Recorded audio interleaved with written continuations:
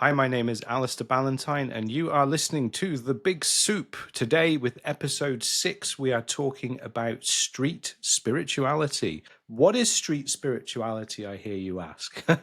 Well, it is many things, but ultimately, it is a term that came to me over the years for a sense of personal spiritual connection, awareness, and practice that is built from the ground up. But not just in a kind of like, yeah, it's got to be grounded, it's got to be authentic, it's got to be anchored, it's got to be nourishing, it's got to be rooted into Mother Earth, because it's got to be all of those things. But it's spirituality that takes into account life, humanity, the processes, all of the things that we are subject to on a daily basis that people like to pretend don't exist, or maybe they bypass because it's a little bit too challenging, or maybe they will say to you, well, this horrible situation that you and your loved ones have faced is your responsibility because you somehow manifested it. Well, I say to all of these people, you're preaching a load of crap. So let's get to it, because at the end of the day, we have so many people on this planet, each one has the ability to develop their own sense of spiritual perception and perspective on the world. In fact, that would probably be quite advisable. Doesn't matter if you're a member of a religious faith group or not. It's important to have your own way of connecting, practicing, and doing all of the things that give you that sense of connection with the world around us, what is above us, and what is below us in terms of the energetic, the metaphysical, and the physical. So for me, street spirituality kind of came about because in my path, I never really fitted in with any particular group. I talk a lot about this in episode 2, so we don't need to go over old ground too much again today.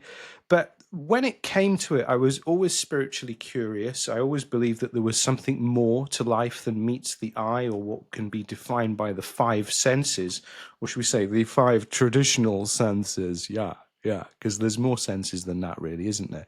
But again, a topic for another day and another time. With street spirituality, it allowed me to not only recognize the fingerprint of the divine in all things and all places, but it also helped me recognize that within myself. Because I have always believed that we carry a spark of that, what could be considered the divine essence within us. Whether you want to refer to yourself as a spiritual person or not, it doesn't matter. I don't care. This is more about you having that awareness of what brings you to life, what makes you feel connected, what makes you feel expressed through the various layers and aspects of your being.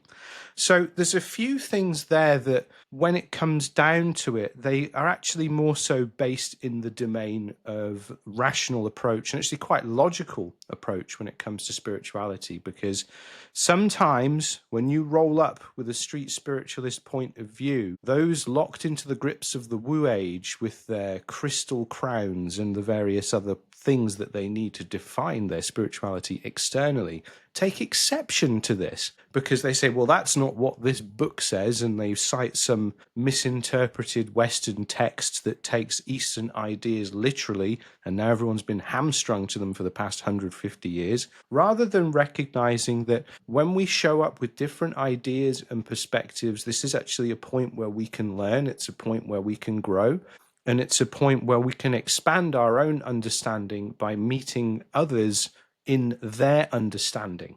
Because we've become a world that is defined by opposition, that is defined by a sense of righteousness, that has got this really crazy trend of people saying, well, that's my truth and I'm sticking to it, which is kind of shorthand for I'm a knob and I'm not going to listen to anything that you have to say, because it's going to provoke critical thinking and analysis of my own perspective. The whole point of street spirituality, apart from giving yourself an immediate sense of grounding in the world, is about a form of practice that is not necessarily defined dogmatically, but more kind of a vibe or of an approach that allows you to speak truth to a self-appointed false power, which is where we see a lot of the spiritual influencers, coaches, practitioners who've managed to sort of cement this dominance as we've had the Neptune in Pisces era, which at time of recording, this is Sunday 20th of July, just about to tip over into Leo season.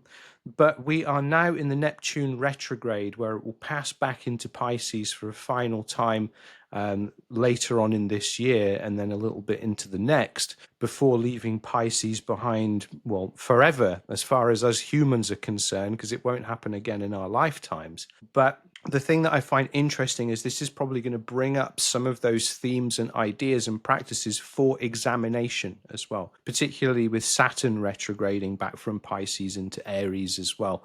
And when Saturn moved through Pisces starting in like March 23, we start to notice that there was a lot of a push for accountability and actually like seeing if practices had root, seeing if practices were of value to anyone beyond the cause of elevating the practitioner's own ego. So there was a few lessons that have been playing out in the collective over the past couple of years that have been quite interesting. And we are going to have to, whether we like it or not, address them again. So if you've been keeping a clean house, energetically, mind, body, and soul, and spiritually, you ain't got nothing to worry about. If you haven't, then there's no better time to start a spring clean and take accountability for all of the weird, wacky, and wild things that you've been up to. Because sooner or later, everything that is in the unseen becomes seen. It's one of the fingerprints of the era that we're in. With Pluto and Aquarius, Uranus and Gemini, and then, of course, Saturn and Neptune coming back into Aries. Outer planets are all in the signs of fire and air. So it's a combustible sky as far as the collective is concerned, because in my personal view, when it comes to astrology, the outer planets are more representational of the collective rather than the individual.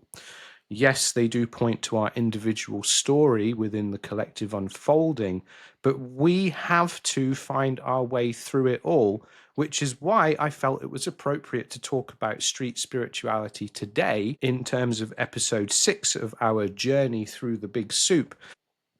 So for those of you listening, I'd really like you to think about this concept and how it relates to you and how you can express, explore your own sense of personal spiritual expression with your feet firmly on the ground and your channel open, reaching as far and wide and up as you like. Now, one of the first experiences of street spirituality and coming to my own consciousness in like a point of reflection is when I attended a discussion circle with a group of Baha'is, because like I mentioned, I grew up in the Baha'i faith. I don't follow it or believe in it myself, but for a number of years, I tried to find my own place in the community as someone who had been raised with these beliefs. And, you know, I'm all for a process of elimination before deciding that, you know, it's okay to walk another path. And in terms of finding my own place, there was this sense of pressure to keep my connection with that community going because of my family. They weren't putting me under pressure, but you know, when you grow up with something, that's quite a powerful pull, isn't it? Like, oh yeah, this is what we believe in this house. This is what we think in this house. That kind of thing. You know, it can be anything from sports teams to political ideologies, religions, social beliefs and viewpoints, and this kind of stuff. But the fact of it is a lot of people don't make up their own minds about this kind of thing.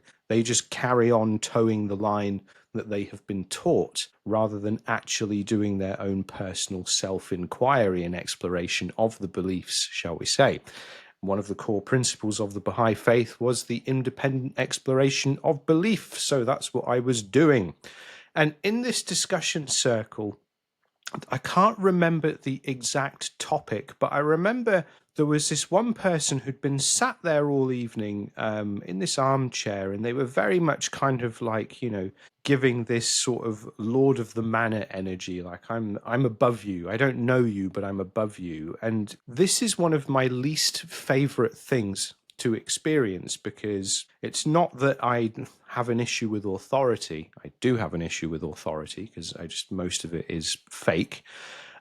It's actually more that when someone tries to put themselves above you in that one-to-one or small group situation without any real reason to back it up, because I mean, there never is one, is there? I immediately am suspicious of them. I don't trust them. call that the Scorpio placements. But for me, it just seemed unnecessary because as far as I'm concerned, everyone poops brown and bleeds red. So who are we to judge anyone or be above anyone else? If you don't do any of those things, then maybe we might have to revise that opinion. But still, different doesn't mean better. It's just different. I digress. So in one moment of the conversation, this person who was very much like, this is my vibe, la, la, la, they said that they didn't like to be around certain people because they would provoke, and I quote, ungodly behaviors within them. And I remember just everything else about the evening went out of the window at that point. And I just thought, what the hell is that supposed to mean? And I kind of asked them, I was like, what exactly do you mean by that? I framed it like, I'd like to understand this better, not like, I think you're a knob and I'm going to call you up on it through my skills of diplomacy, but actually more like, what does that mean to you? And they said, well, what if people are drinking or taking drugs or they're saying bad things? And I was like, well, so what? If someone is doing that around you and you can't control your own behavior, isn't that on you? Why are you putting the responsibility and blame on the other person that is not responsible for your own personal path? And I remember speaking to someone, it may have been one of my parents or so, it was someone close to me after the event, because I thought it's probably best I shut my mouth at this point, because otherwise I'll be asked to leave. I did actually leave not that long after that because I thought this is nonsense. I remember I said, you should be yourself regardless of what situation you're in, whether you're in the highest office of the land or out there in the dirt or in a crack house or whatever. Like, if you find yourself in any one of these spaces or any kind of space, you should have the strength of character and self-knowledge to be able to move through that space without that space necessarily permeating you. And this was one of the key sticking points that I've noticed in my experiences with faith groups is people talk about acceptance of the other, but when you are referring to something, someone's, as the other, you've already placed them in that containment of where they are somehow beneath you. Because if it's the other, it is the unknown, therefore the unaccepted. And to me, this always just felt completely unethical and unacceptable, because who are we to judge? Of course, if we think of the tolerance paradox by Karl Popper, that if we tolerate the intolerant wins. So we have to have some very firm margins, which, of course, for those of you listening to the show so far, I've made it reasonably clear what I believe is personally unacceptable. But we're talking more about repressive beliefs and ideologies that require to oppress someone or someone's or something to hold that place of validity. If the foundation stones of your belief are built on the oppression of someone or something or someone's, your belief is false. It has no water, because what happens when you take that away? There is nothing there. The house falls down. So for me, this is when the concept of street spirituality really started brewing in my mind. And then I was thinking back over my experiences over the years. When I was making my notes for the show, there was one experience I had that really stuck out in my mind, that when I was at university in a place called Guildford, which is about 25 minutes outside of southwest London by train. And we went to the New Year's fireworks in the city centre, a couple of years in a row, actually. Didn't really enjoy it. Too many people, and it was just nuts. And then I remember I ended up having to sort of find my way out of the crowd before trying to navigate my way back to the train station. And I remember I'd come to this side street. Now, bear in mind, this was either like end of 2006 or 2007. So we didn't have the same level of access to the internet, and the devices that we had at the time were not like the devices that we had now. There wasn't anything like, you just didn't have, a maps app or something like that in your hands. We were still on the old school, So I needed to get my bearings before going back to find my way to one of the train stations so I could get home, because there was this specific train that was the last one we could get, that we were aiming to get, the group of friends. Otherwise, we would be stuck there till the morning. And with it being New Year's Day, getting out of the city on public transport was going to be pretty hard. So this was our, it was the last chopper out. And I remember walking around this corner, and I just needed some space for a minute. This is before I knew I was, neurodiverse. So I guess I was just having a moment of recharge. And I saw this guy sat in the doorway. He was clearly a homeless person, which is unfortunate. And for me, as someone who is Scottish by birth and, self-identity, New Year is one of the most important events in the calendar, as much as it is arguably probably more important than Christmas. So I felt that it was appropriate to go say hi to this guy, see what he was up to, and offer him some of the rum that I had in my pocket. And it was a nice moment, because it just felt like this, hey, we're a couple of humans here, what's going on? And we didn't talk about anything related to our lives or anything. It was just like, Happy New Year, man. How you doing? You good? Did you fancy a wee bit of this? And it was a nice moment. And I remember sat there on this doorstep and watching the masses of people go by at the bottom end of the street, and we're just having this moment. And there was something about it where I felt this essence of this is a good thing to do. This is you're doing a good thing right now. And it's not like, yeah, I'm so virtuous or anything. It was like you've just come and had this moment and made a connection with another human being for no other reason other than you're a couple of human beings and you think it might be a nice thing to do. And I would have been 23, I think 23, 24 at the time, most likely 23, which would probably place this around 2007. So with that, it was this sense of connection, and it got me thinking about how so many people would just not bother. They forget about someone's humanity because they're in a different circumstance to them. And the society that we live in at the moment, everyone is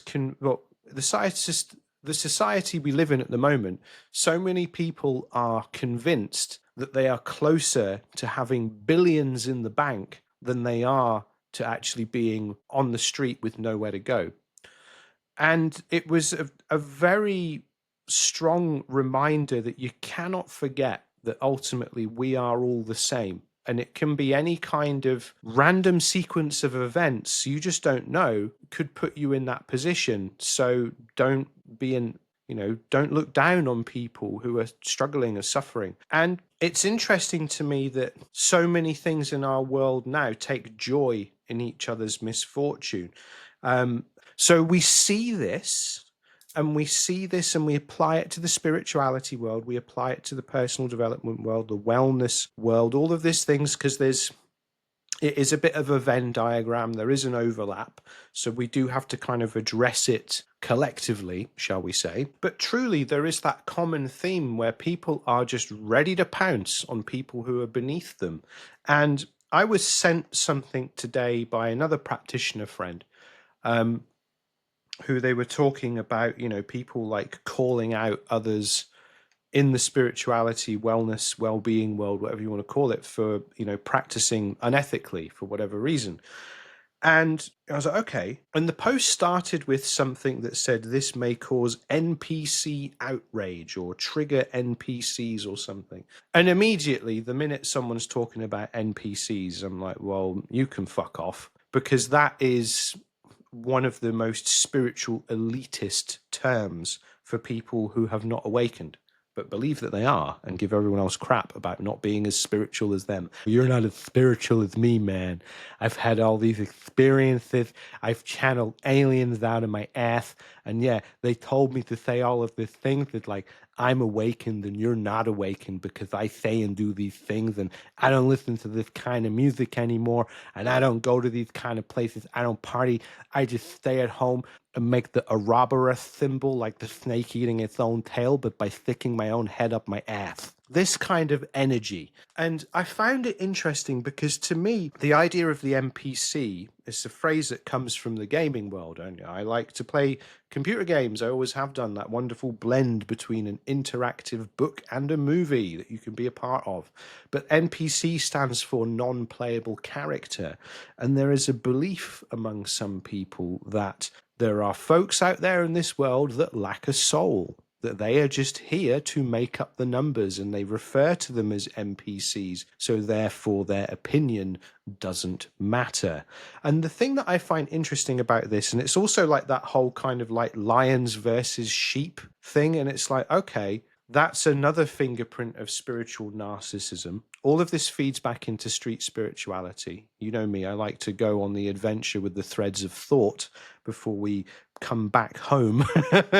But the interesting thing for me was that, like, when you hear someone calling themselves, I'm a lion, I'm not a sheep, or I'm awakened, I'm not an NPC, and you go through their feed on social media, and it's the same thing as the next person who says, I'm a lion, I'm not a sheep, or I'm awakened, I'm not a sleeper, I'm the main character, I'm not the NPC. They're all saying the same stuff. They are interchangeable talking heads. They are mouthpieces for an ideology that just is happily existing in another layer of the atmosphere, a pocket matrix of its own creation, this little nice little fart bubble floating around where people are like, can you smell that? Yeah, man. It's so juicy and nourishing. Yeah. And they're just huffing the smell of their own ass over and over again while claiming that they're more awakened than everyone else. Because remember, they're the lion, not the sheep. They're the main character, not the NPC.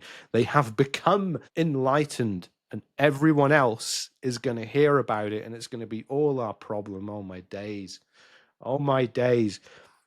This is why we need street spirituality, because these fuckers are the roadblock to a collective spiritual awakening. They are the dam in the river of consciousness to stop it flowing freely for everyone. They are the sand in the underpants when you want to sit down and enjoy a good book. They are the loss of the use of your tongue when you want to say something important, because they're always the first ones to come down on anyone or anything that proposes a different point of view. Now, remember, if you're a lion and not a sheep, you're going to want to explore different points of view, aren't you? You're going to be like, oh, yeah, that's very interesting. Here's my view. Here's my path. Cool. You're on yours. Wicked. I'm on mine. Nice. See you in a bit. It's this kind of thing, or like, oh, yeah, we're all the main characters. So wouldn't we maybe be on different quests? Maybe we would all be approaching this differently. Maybe we would all be coming into this world with a different sense of purpose and mission.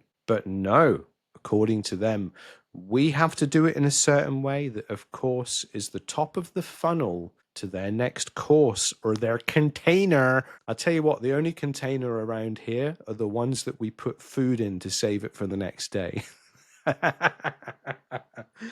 But this is why we need to self-define spirituality, and we need to do it from a rooted perspective.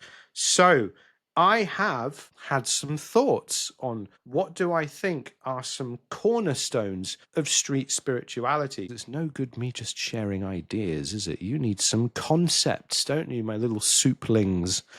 These are in no particular order. I was like, let's just connect with what feels important and non-negotiable. Number one, self-accountability. Treading your path with a curious confidence, a sense of assurance within yourself, but with a light foot. You are sharing this planet and its energetic tapestry between the human-made and natural worlds. This is a big one, because with a lot of folks kind of coming into spirituality thinking that it's the magic bullet and they're going to become this magical divine priest or priestess, and not recognize that actually spirituality has got more in common with a drain unblocker for the consciousness and the soul than it does with some fancy sparkly plastic Malibu shaman peddling their nonsense all over the internet. With the concept of self-accountability, this is so key, because with spirituality we deal with the light and the shade. There are going to be moments where you have to look yourself in the eye, but that shadow version of yourself, all of the bits and things that you like to keep hidden from the world because they were said to be undesirable, or maybe you've done things in your life that you're ashamed of, and you have to atone for them within yourself in some way. Everyone has. I do not believe that there is one person on this earth that hasn't done something that, given the chance, they would go back and undo that or not do it or just try and make it legitimately okay. So, with self accountability, we recognize that we are responsible for our own actions, we are responsible for our choices, we're responsible for the things that we say and the ramifications of all of that as well. So there's a thread here. And part of that thread is when we see people coming into spirituality, they are seduced by the woo. They are seduced by people who are positioning themselves of, oh yeah, I'm the enlightened space priestess, or yeah, I'm the master of like the fucking sacred penis. Yeah, you're going to gather around me and all this kind of thing.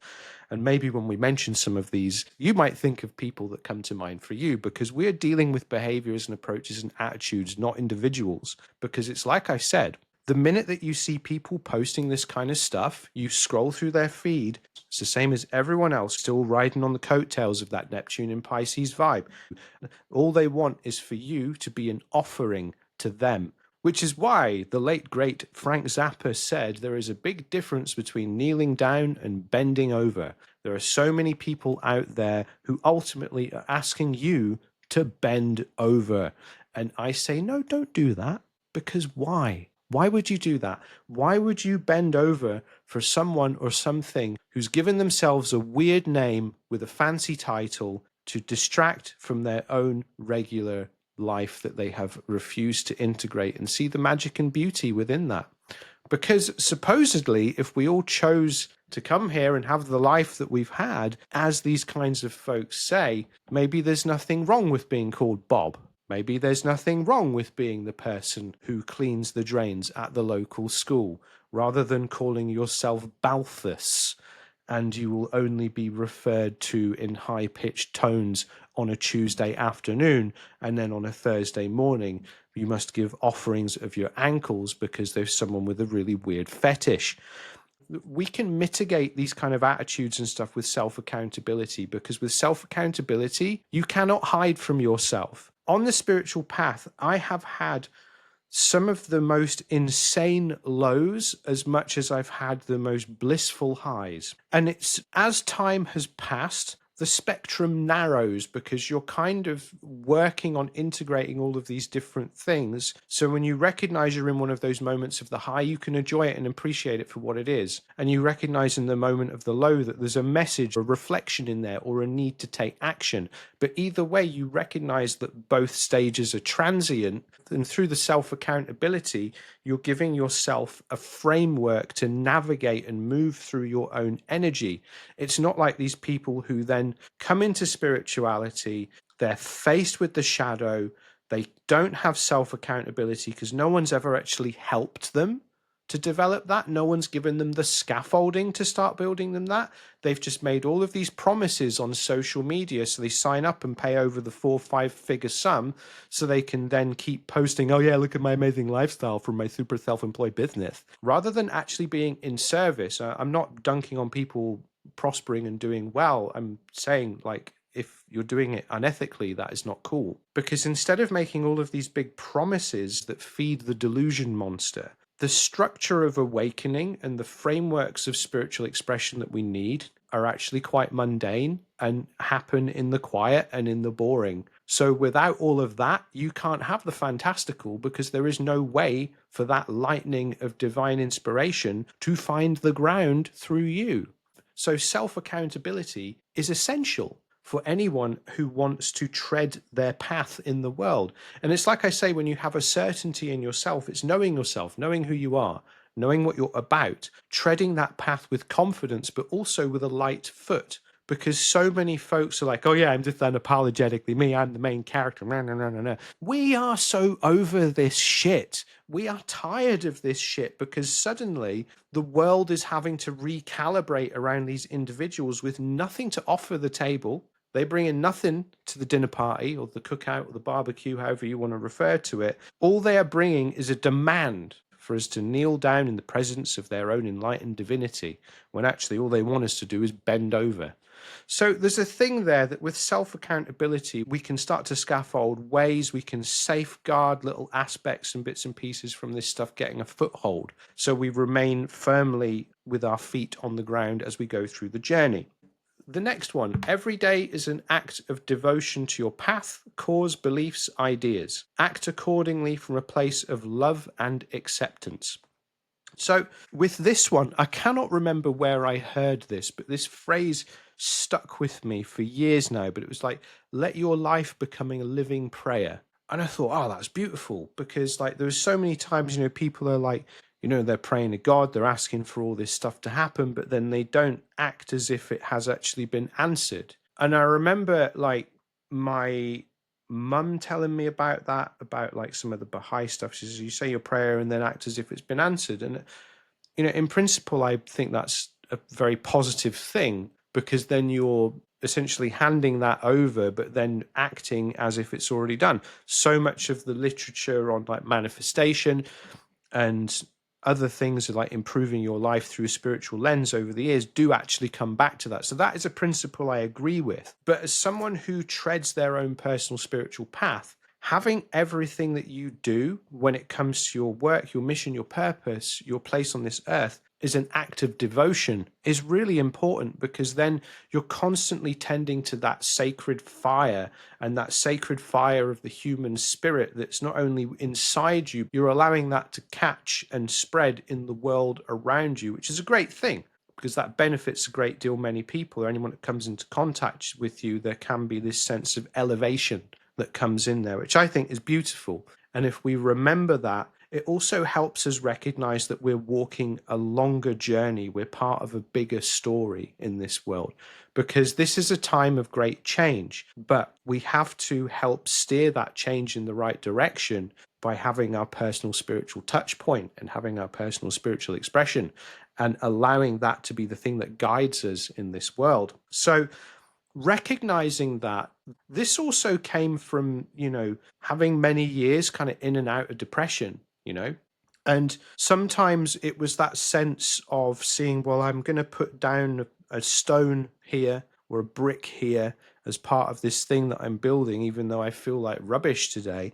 I'm actually going to continue to act in devotion. And even in those moments, it gave that sense of higher connection, because human beings are multifaceted. We shouldn't shy away from there will be ups and downs and in-betweens. It's part of the experience. So having things coming from a place of devotion to your path can be quite key to help you keep moving forward. Next one, define your boundaries and margins. Some stuff will never be okay in any universe. So this is a really important one, because things that I do not believe are okay is anything that oppresses, exploits, and abuses others. You take from that what you will. But there are certain ideological, political systems, religious systems of belief and practice that ultimately say this is the way, or everything else is false, everything else is invalid, or everything else is demonic. Oh my God, that's demonic. This kind of stuff. This is not cool. And for me, my boundaries are when I am pushed into a place where I have to passively accept someone's viewpoint that is just total trash. I won't do it. I won't do it. I will disconnect. And it's not about, oh, yes, we've got to challenge them through education, or, oh, yes, we've got to meet them with love. No, they can fuck off. They can fuck off into the sun for all I care, or come back when you've revised your beliefs and you don't have your head up your ass. There's so many things that are wrong with this world because we have been told that we have to accept other people's opinions as truth. No. Why? Why should we? Who benefits from that? Who is actually gaining from that? Who is actually doing anything positive from that other than this continual propagation of shite beliefs? There is no reason why we have to do that. So for me, my boundaries and margins are that. Also, another boundary and margin is people using spirituality to exploit others, to coerce them into things, to take away their agency and autonomy. This is why I don't support the idea of twin flames. Twin flames is a big honking steaming pile of crap. Because with this idea that your soul was supposedly split into another person and they're destined to find each other, and then there's the running stage, and then there's the chasing stage, and then there's everything. It's an abusive relationship. Get over it, you know? It's limerence. It's these things which there are explanations for that you do not need to tolerate in your life because we've sprinkled some fairy dust over it and called these delusions fate, because the only people that benefit from that are the people propagating that, because somewhere along the line, money becomes involved, because you're going to give them money that, yes, they can bring my twin flame back to me, they can do this. Not just actually like, okay, this was an intense experience, I learned some things here, we're not compatible, I like you a lot, but there are some fundamental things that this is just not going to work because it's going to ruin one or both of us or something. So, and it's okay to have that kind of conversation, but there's so many people out there go, oh yeah, that's my truth. You know, it's this mixed spirituality, the commodification. These are something that will always sit outside my boundaries and margins of acceptability. Because for me, coming from like a spiritual lineage, this is another thing that I feel a bit shy to talk about sometimes, because some people are like, oh yes, I'm a ninth generation shaman or whatever. And it upsets me because they use that as a means of bashing other people over the head. They use that as a means of saying, you know, this is, oh, I'm better than you. It's like, no, you're not. No, you're not. Because even if you come from the lineage, you still have to walk the path. You still have to have your initiations. You still have to go through the things to prove to the channel or whatever you conceptualize of as out there that you are a responsible steward of this energy, that you are a clean channel, that you are not going to put your own personal biases ahead of the message and ahead of the mission. So when we see these kinds of things showing up, it allows us to ask the question of, is this person in service to themselves or service to others? And from there, 9 times out of 10, when we see people doing these things, it's in service to the self. They're building their own personal temple, which they ask us all to worship at. Kneel down, but it's really bending over. So do we want to bend over? I don't think we do. Unless it's what's happening between some consenting adults, then you fill your boots, my friends. But otherwise, it's not okay. So that's it. Oh. I was like, okay, let's go to the next one. The next one literally is, do not bend when you are told to kneel. There is a world of difference. I think we covered that. I think we covered that one, didn't we? I think we've gone there. So then let's move straight through to the next aisle of the spiritual supermarket that is selling these street spirituality ideas. So we have seek the rhythms in the world and a rhythm within your own life. Movement is life. Stagnation is not death, but it leads to a place that feels like it. Yes. So this, I'm going to give you a wee window into something. Or I'm going to give you a wee window. Why is my accent just come like, right, that's it. We're Scottish again today. You know, this happens to me sometimes. It just, I think it's when I get really worked up about something, it's like, hey, freedom. So yeah, the idea of rhythm is a very important one to me, because I am a musician. I'm a professionally trained musician, worked as a professional musician for many years. I'm just coming out of a hiatus to do more stuff and make more tunes and all that kind of thing. But for me, the concept in music of all music is harmony, melody, and rhythm. All life is harmony, melody, and rhythm. And this is something I'm going to talk about more. But in terms of rhythm, rhythm is the building blocks. Rhythm is the flow. Rhythm is the dance of reality that we must enter into. So when we recognize the rhythm of the world around us, the rhythm of our circles, the rhythm of our connections, the rhythm of where we live, all of this kind of stuff coming together allows us to see how we want to move with it. And one of the things that has got us all messed up at the moment is the disconnection from community. So many things in this current paradigm are designed to isolate us. If we start tapping into the rhythm of life, or the rhythms of life, as they are relevant to us, or the rhythms of the world as they're relevant to us, we start to find connection to other people and other things. And from there, we start to build those bonds, and there is a recognition that builds with that as well. So a lot of good things comes from starting to observe how is the rhythm of things flowing. This is so important. And then you recognize your own rhythm. Now, I'm in a privileged position to work for myself in that I can set my own calendar, do my own thing. But I recognize when it's time to do work, some of the best hours to do work are when everyone else is working, because that's when the rhythm of consciousness is flowing through that energy. And that's when the rhythm of consciousness is flowing in that direction. So tap into it. There's a vibe. Also, I work from home as well. So, like, when other people are out at work, it's nice and quiet here for me to get on with stuff.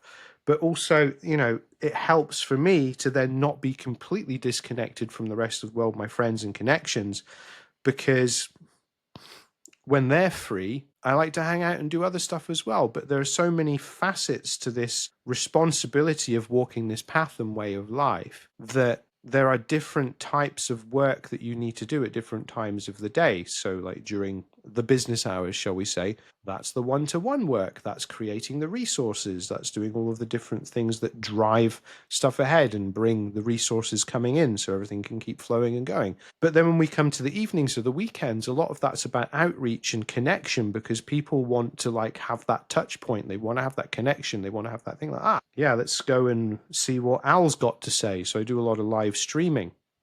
And that tends to be in the evenings, because that's when people might want to talk about the wizard shit or have some readings and do things. So again, it's recognizing how the rhythm of my life and my responsibilities then interfaces with the rhythm of what is around me, the connections and all of this stuff, and sort of fanning out from there.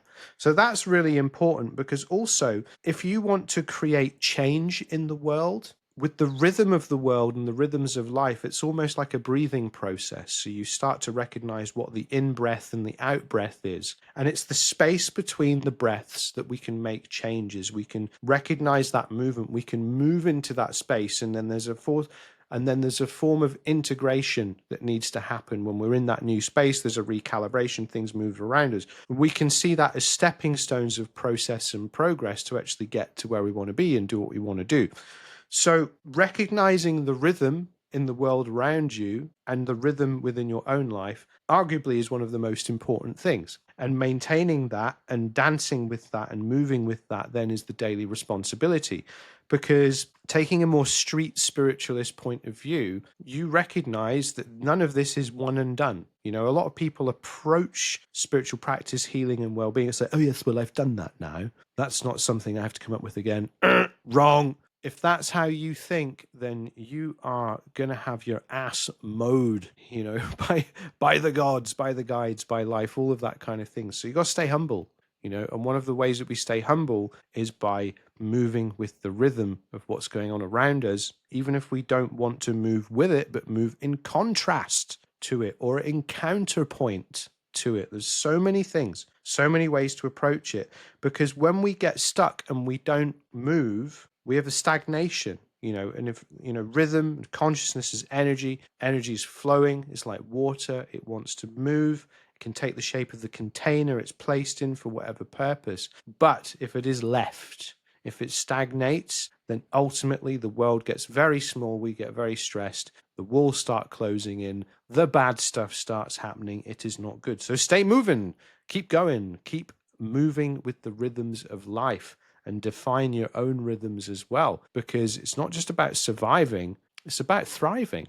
And that is a key. All right. Next up is make contact with as many communities and people as possible. Learn to see the world through their eyes. This helps you build connection with others. We are not islands. Again, this comes back to part of how I've moved through the world, and always connecting and moving through different communities, because I was just trying to find a sense of belonging.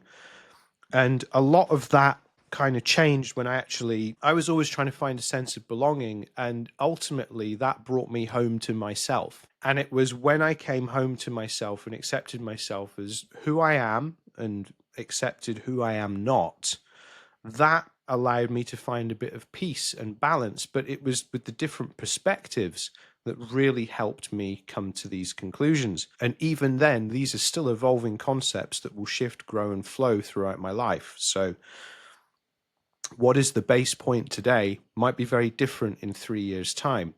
So we have to recognize that learning about humanity and the world is key for us to thrive as a society in the future, because there are so many who still believe that they should have dominance. They don't. They shouldn't. It's unnecessary. People want to have their own pockets. That's fine. But ultimately, we're all connected, and there will come a point, probably in the not too distant future, where we will have to learn that lesson collectively. So I would rather that it was easier than harder. And something about growing up in a multicultural household is we always had different people coming to the house. We also had different people of different backgrounds. My parents were so keen for me to try and have as balanced a perspective about the world as possible, even though I grew up living in a very small town, which was, for all intents and purposes, monocultural. So for me, having that intercultural fingerprint really helped me carve out a sense of identity within all of this, even if at the time it did give me a bit of a chip on my shoulder. But as I grew and matured and seasoned, shall we say, the flavors came to balance. That has been a wonderful touch point for me to sort of base my perspectives and seeing the world through, because I'm more interested in what is equitable and what's fair and what's balanced. And you don't know what that is if you have not come into contact with different groups and communities. Sometimes ones that challenge you, but again, remember, you've established your margins and boundaries, so you don't have to go and start hanging out with a bunch of people who are ideologically opposed to you. There's just no point, because when people are deep into that kind of ideology and thinking, they have to come out of it themselves. You can't, it's like an egg. It has to break from the inside. You can't smash it from the outside.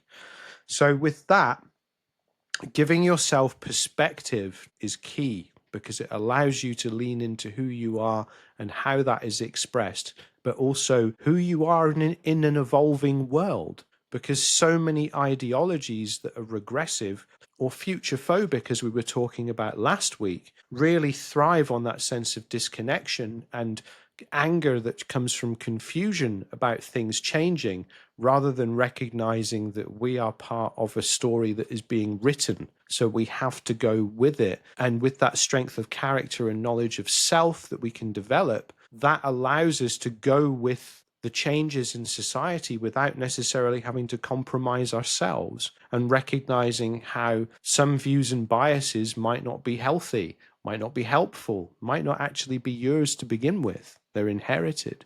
So by having these different touch points and perspectives, it allows for that examination of beliefs and ideas and identity to move forward and through as the world shifts and evolves and expands, but ultimately becomes smaller as we become more connected. It's better to be part of the evolving story rather than a footnote in the annals of history. Next up, stand for the good, ethical, and seek what represents the equal. I was having a conversation with my mum about a week ago, and she was expressing her frustration, how we seem to be forced to live under the shadow of these bastards with tiny willies, was the phrase that she used. And I found that quite interesting, because we truly are living in a time where the worst of society, the absolute dregs of the old world, the caricatures of that, the bin juice that is at the bottom of the bin once the actual bag of trash has been removed, is what we've got up front and center. And in some cases, it's the vapor of the bin juice after the bin juice has been drained away. So when we recognize that a lot of this is not good, it's not ethical, and it doesn't represent equality, these things become incompatible with spirituality. Because again, if you look at a lot of core teachings and moments, it comes back to that central theme of accepting and loving one another, rather than how things are being presented about now, which is like, oh, it's the survival of the fittest. Now, I found a really good meme yesterday that said, Darwin never said fittest meant the strongest or most violent. It means best adapted to circumstances, which often means collaborating, forming networks, sharing resources. Capitalism hijacked the language to justify exploitation. And if we think about the world as it is now, and we think that the rungs of the ladder of social progress are getting further and further apart, and it's harder for people to get off the ground, let alone make the jump from one to the next, we have to look for different ways of doing things. We have to look at how to raise up the collective from the ground up, not the top down, because nothing ever trickles down.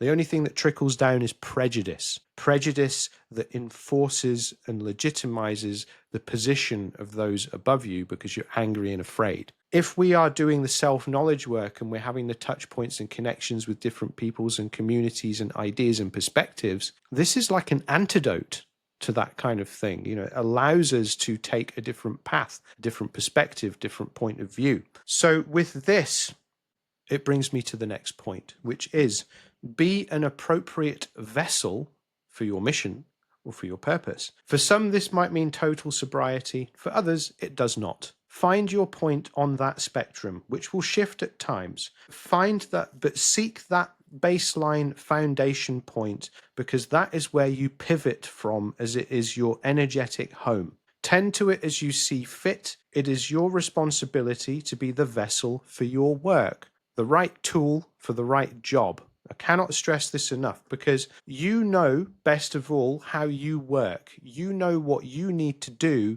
to keep yourself thriving and vibing and doing all of the right things so you can keep moving forward. So many people take up the mantle of spiritual practitioner, spiritual coach, or conscious awakened leader, but they do it from a place of addiction. They talk about, oh yes, how I used to be all of this, and then I gave all that up, and now I'm amazing. Well, good for you, but isn't this your new drug? Isn't this your new addiction? Isn't your spiritual superiority complex the glass of wine that you couldn't put down, or whatever the supposed numbing behavior was? And when you recognize where you sit on the spectrum of humanity, where you are in the tapestry of humanity, what your perspective informs and how that inspires action within you, you then get to tend to yourself as you see fit. You want a beer? Have a beer. You want to eat a steak? Eat a steak. You're whatever. I don't care. Because the thing is, everyone's circumstances are different. It's when they become crutches, it's a problem. So anything can become a crutch. And when you have those crutches, that takes you away from that connection with yourself. When you're not able to enjoy things for what they are, and you need them to get through the day or whatever, we got a problem. Or should I say, you got a problem. And a lot of people in the pretend world of spirituality, the awakened leaders, the lion, not the sheep, or I'm the main character, not the NPC, all this kind of shit. Their spirituality is based in addiction and is repressive of the self, because you shouldn't have to draw such hard boundaries with yourself if you accept yourself and recognize what was driving the various different things that you have experienced over the years, positive, negative, in between. And then it's important to recognize that what may work for you might not be right for someone else. And through that lens of compassion for the self and acceptance of the self, we then are able to see others through the same lens of compassionate acceptance. Again, of course, we've got our margins and boundaries. We're not tolerating the intolerable. But so much of the crap that we experience in the spirituality world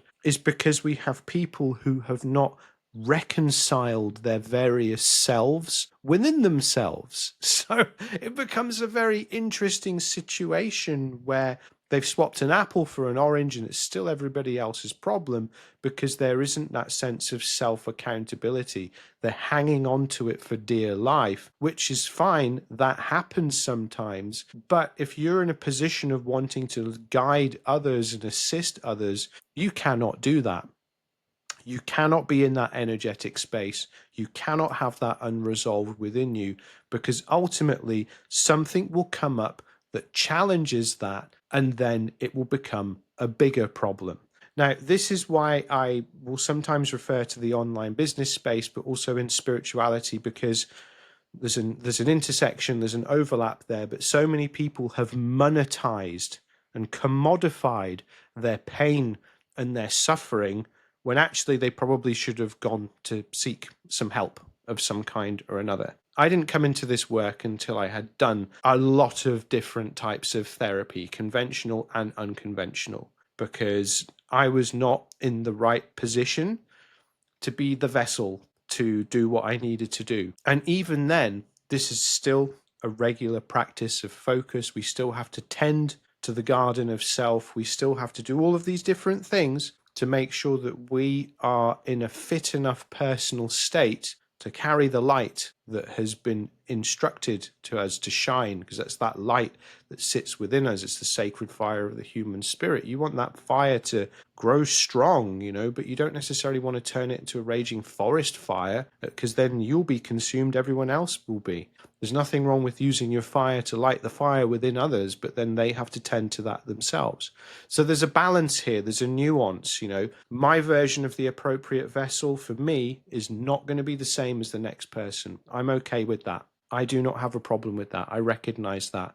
There are always going to be things we can do better. There are always going to be things that need to be improved upon, but also there's things that we should be proud of. And it's that acceptance of the self. We come away from these cultures of oppression and supremacy, the internalization of them, and we accept ourselves with compassion and recognize, right, this is what I need to do to be an appropriate vessel. Every so often I need to go and have a glass of wine in this particular bar that I like because they play their music that I like, and I feel good that when I go there. But I know if I have too much, I'm going to feel crap for the next 2 days, so I'm not going to do that. It's learning the margins and boundaries of self and what it is that you need to have those release valves as well, so you can then keep this whole thing going. Don't become trapped in the spider's web of someone else's projected virtue.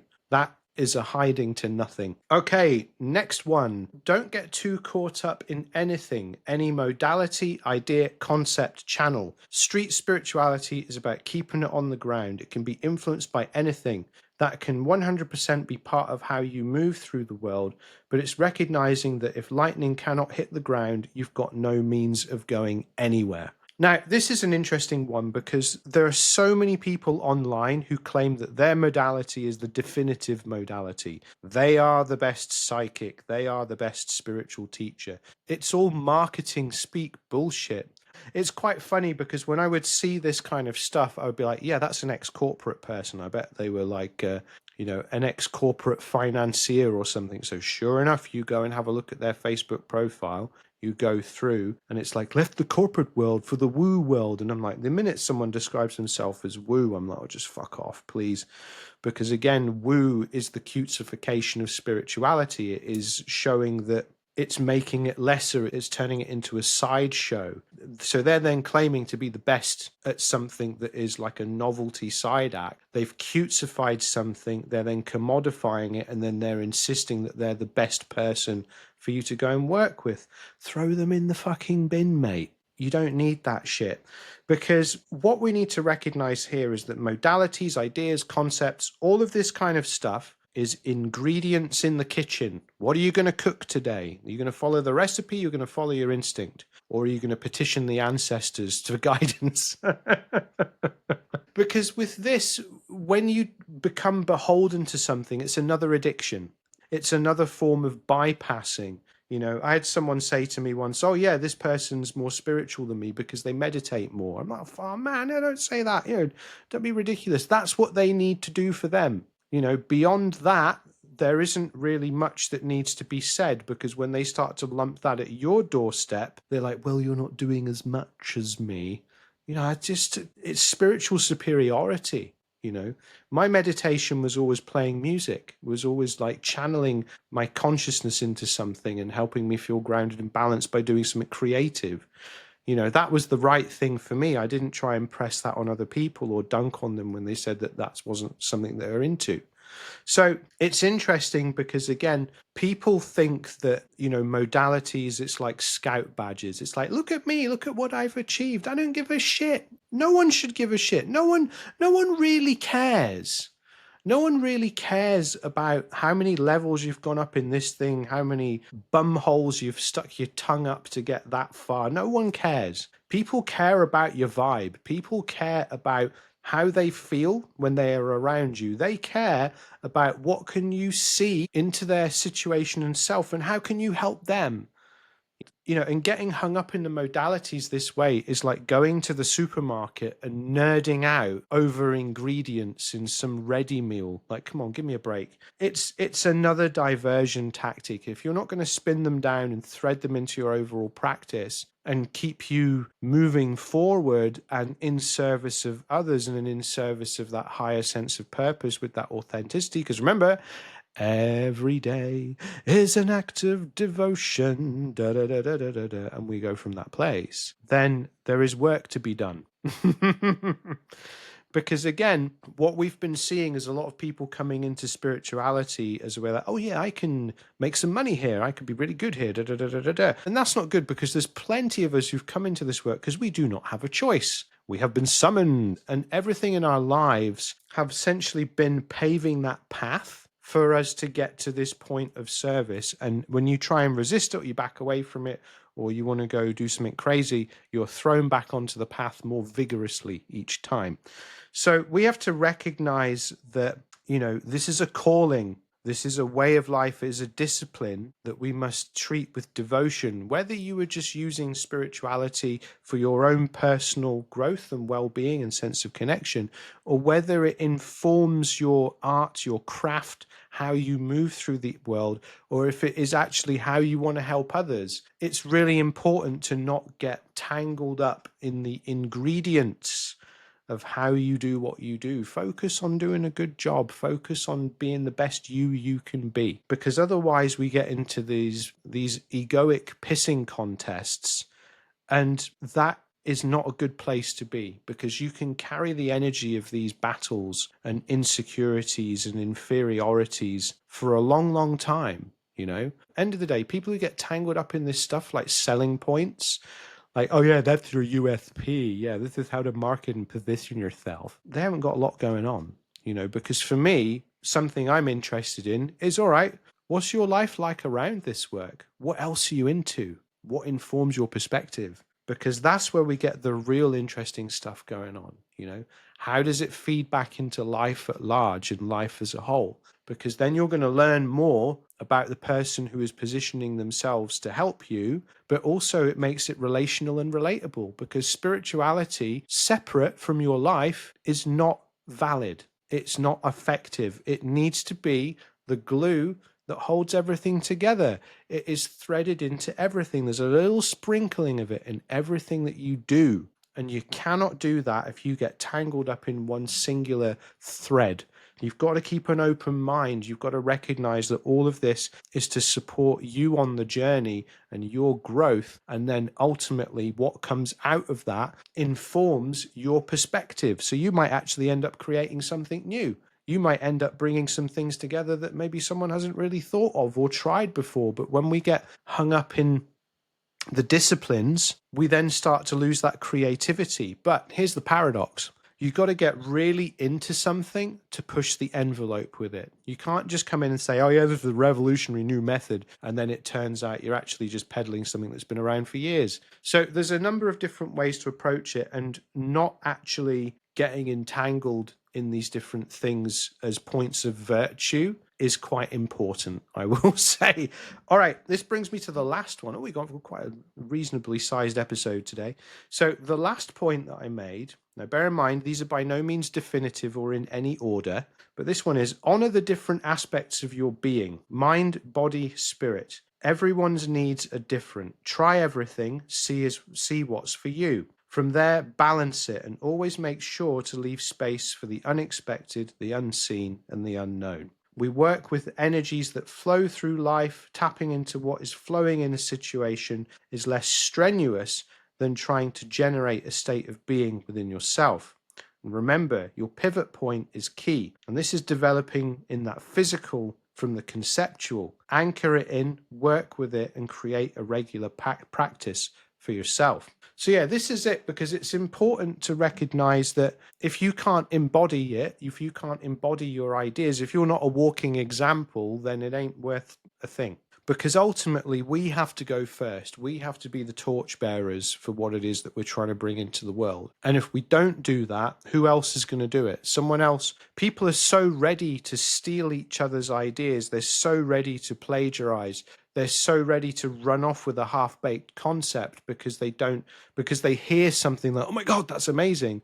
But then they don't actually recognize that there's a whole bunch of other stuff that they haven't even bothered to learn or look at, but they're still up and running with this half-baked thing because supposedly they've got everything they need to know. Now, with honoring the mind, you want to make sure that you are doing things that intellectually stimulate you, that help keep the mind young and supple, the things, things that support neuroplasticity. Again, music is a great one, as learning a language. Doing something creative is really important, because creativity are how humans express the texture and the fingerprint of the soul. When we think about the body, be mindful of what you're eating. Make sure to have some exercise. Make sure to look after yourself. Make sure to put the body through a few different things and paces and do things that are actually going to be helpful for it, And then when it comes to the spirit, you need to be self-expressed. You need to have moments where you can let yourself flow into the world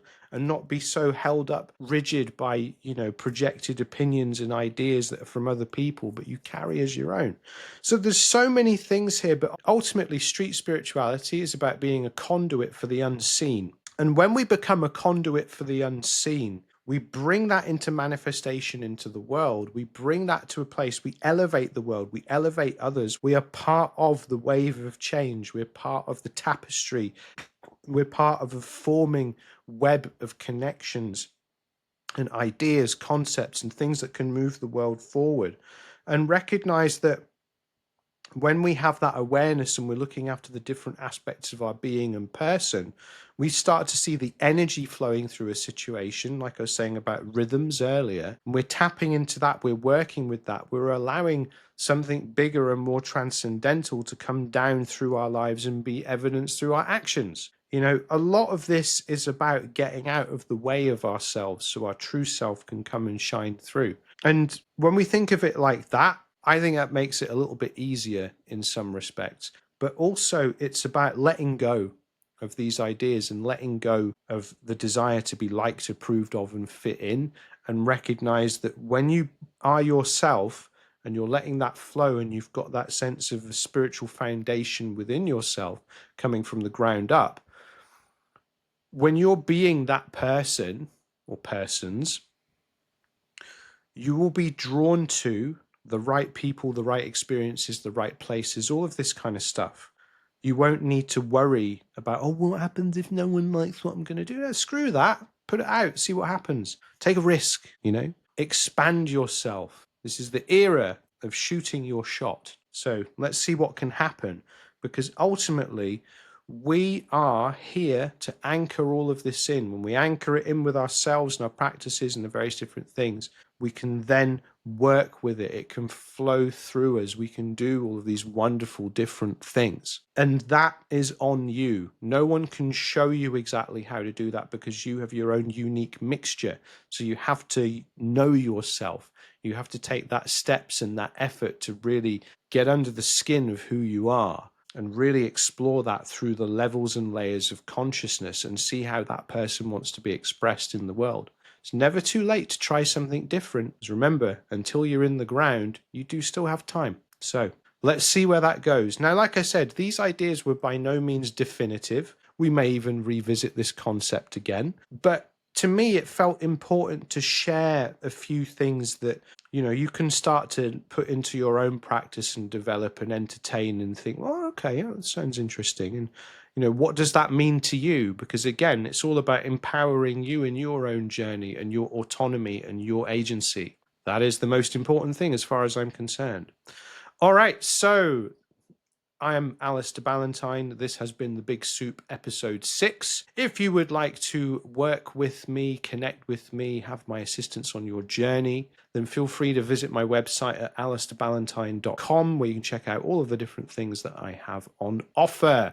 That goes from readings. My reading work is a mixture of tarot, astrology, and my own channel with the insights.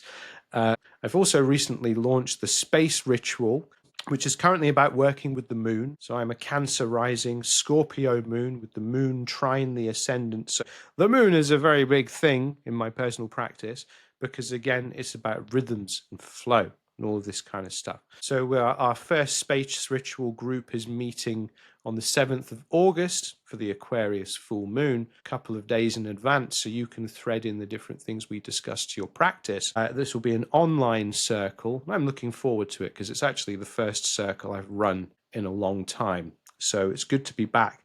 I also offer EFT as well. So if you are a subscriber to the belief, which I am, that emotions are how we experience energy, EFT is a great tool for managing energy in the body and also developing confidence, helping with self-esteem, managing stress and anxiety, and removing challenging emotions from memories. So things that happen in the past don't dictate and color how your present and future is going to go anymore. And I also offer consultation services, which is a mixture of all of the above. So I look forward to seeing you. I look forward to working with you. And I look forward to you enjoying the next episode of The Big Soup. So until then, I'll see you later.